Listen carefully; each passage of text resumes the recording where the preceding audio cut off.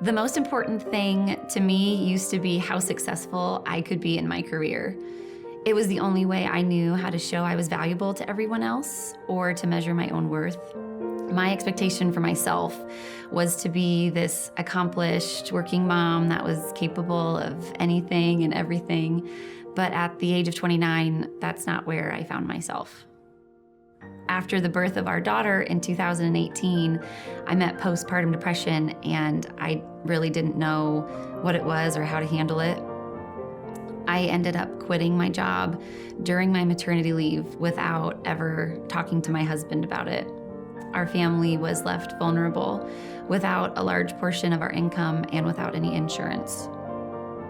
I was rocking my daughter to sleep a few months later in her nursery, and I started thinking about everything that I was supposed to be by then, but had failed at. Instead, all I could see was the burden and the weight that I had put on my husband's shoulders and the career that I had thrown away. I felt nothing but heavy failure, and I was overwhelmed with guilt of the wife and the mother that I wanted to be but wasn't. And I found myself begging God to just end my life because I knew that I couldn't do it myself. I just really wanted to take that burden off of my family.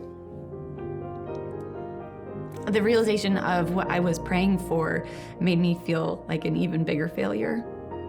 And I remember sobbing and just saying, "Help me." Shortly after that, I was invited to a Christian women's retreat, and in the middle of those 3 days, I had an encounter with the Holy Spirit that changed absolutely everything for me.